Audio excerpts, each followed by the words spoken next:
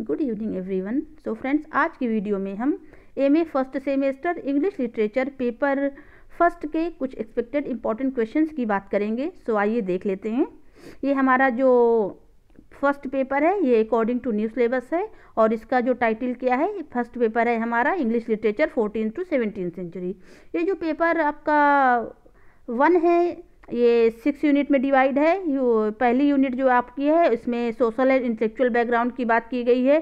Second unit में pros, इसमें 2 writer हैं थॉमस मोर और फ्रांसिस बेकन, इन दोनों प्रोज राइटर के वर्क दिए हुए हैं। यूनिट 3 आपका पोएट्री है, इसमें चौसर टू शेक्सपियर। यूनिट 4 भी पोएट्री है, मिल्टन टू मार्वेल। और यूनिट 5 और 6 ये ड्रामा इसमें कवर किया गया है। सो आइए अब हम क्वेश्चंस की बात कर लेते हैं।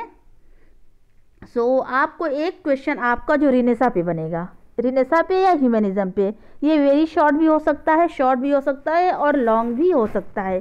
सो आप एक क्वेश्चन रिनेसा या ह्यूमनिज्म पर लॉन्ग मान कर चलिए, क्योंकि अगर आप लॉन्ग प्रिपेयर करेंगे तो शॉर्ट या वेरी शॉर्ट लिखने में आपको प्रॉब्लम नहीं होगी।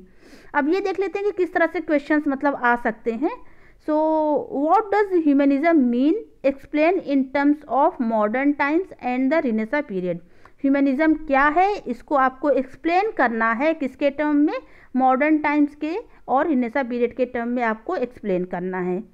What was one way the Renaissance changed society? किस प्रकार से रिनेसा ने सोसाइटी में परिवर्तन लाया या सोसाइटी को बदल दिया। थर्ड आपका क्वेश्चन है what were the causes and effects of renaissance. Renaissance के कौन कौन से कॉजेज थे और इसका क्या क्या इफेक्ट हुआ। सो ये जो 3 क्वेश्चंस हैं ये भले अलग अलग हैं, लेकिन आपको इसका मतलब कि ये तीनों का, ये नहीं कि आपको 3 इसके लिए प्रिपेयर करना, आपको एक ही क्वेश्चन तैयार करना है।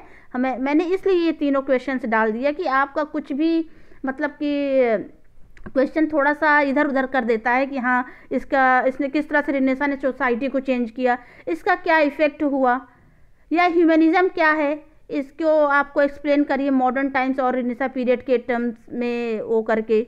सो आपको एक रिनेसा पे क्वेश्चन आप प्लीज़ प्रिपेयर कर लीजिए। रिनेसा या ह्यूमनिज्म से रिलेटेड आपका एक लॉन्ग क्वेश्चन बनता ही बनता है। फिर आगे देख लेते हैं what were women's role in the 17th century. 17th century में जो वीमेंस थी उनका रोल क्या था। सो थोड़ा सा आप वीमेंस, आप इसमें कुछ जो 17th सेंचुरी में जो वीमेन राइटर आई हैं आप उनका एक्सप्लेनेशन दे सकते हैं और उनके वर्क के बारे में डिस्क्राइब कर सकते हैं, डिस्क्राइब करेंगे इसमें। सो ये जो आपका क्वेश्चन है ये शॉर्ट पे बने, शॉर्ट तो बनेगा ही, थोड़ा सा आप शॉर्ट में मतलब कम से कम आपको 2 से 3 पेज इसमें देख लीजिएगा। What are the features of restoration period. Restoration period के कौन कौन से फीचर हैं इसका भी शॉर्ट पे देख लीजिएगा। How did the authorised version of Bible influence English literature. किस प्रकार से ऑथराइज्ड वर्जन ऑफ बाइबल ने इंग्लिश लिटरेचर को इन्फ्लुएंस किया, प्रभावित किया। सो एक क्वेश्चन आपका ह्यूमनिज्म पर या रिनेसा पर लॉन्ग, और ये जो चारों हैं शॉर्ट। अब आगे हम देख लेते हैं जो अगली यूनिट है हमारी, जो वो प्रोज है।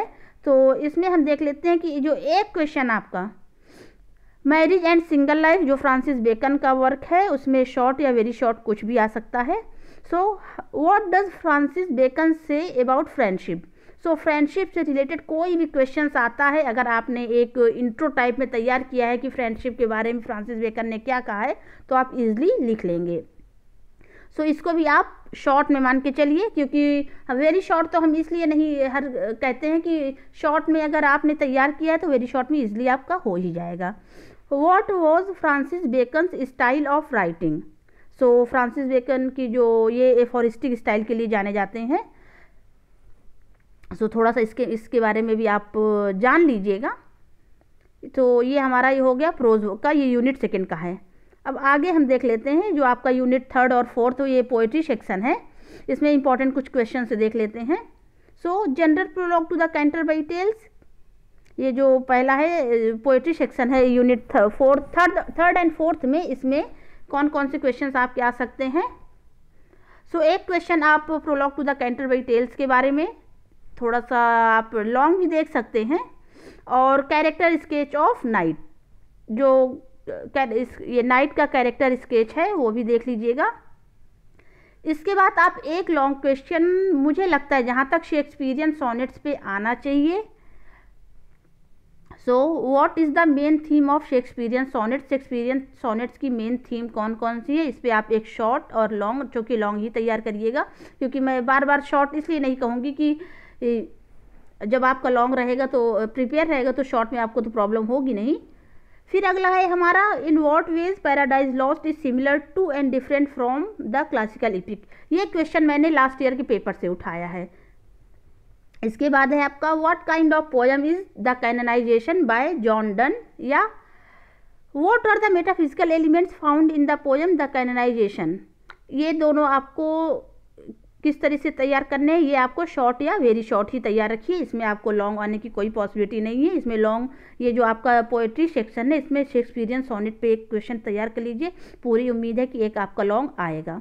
चूँकि आपका लॉन्ग, आपके 4 क्वेश्चन आएंगे जिसमें से आपको 2 ही करने हैं, तो इतना ज़्यादा आपको इसमें वो नहीं है कि रिस्क वो मतलब परेशान होने की ज़रूरत नहीं है। इसके बाद आपका ये जो आ गया है ड्रामा का सेक्शन। सो हम अगर ड्रामा की बात करते हैं, सो इसमें would you consider Hamlet as a revenge tragedy? एक आपको हैमलेट पे लॉन्ग क्वेश्चन तैयार कर लीजिए। और एक doctor Faustus, do you think doctor Faustus is a tragic hero? आपको क्या लगता है कि डॉक्टर फॉस्टस एक ट्रेजिक हीरो हैं? इस पर भी आप एक लॉन्ग क्वेश्चन तैयार कर लीजिए। Who is the central character in the play the duchess of Malfi? इस पर आप शॉर्ट कर लीजिए तैयार। और इस duchess of Malfi a social tragedy? क्या डचेस ऑफ माल्फी एक सोशल ट्रेजेडी है? इस पे भी आप अपना एक शॉर्ट ही हम कहेंगे वो प्रिपेयर कर लीजिए। सो फ्रेंड्स, ये कुछ जो इम्पोर्टेंट क्वेश्चंस मुझे लगे हैं वो मैंने वो आपको मैं कलेक्ट करके बता रही हूँ। So thank you so much. अगर इस आपको कोई और भी क्वेरीज हो रिगार्डिंग एनीथिंग, जो अगर आपके एग्ज़ाम में अगर कोई प्रॉब्लम आ रही हो, सो प्लीज़ आप you can comment on my YouTube channel. Thank you so much.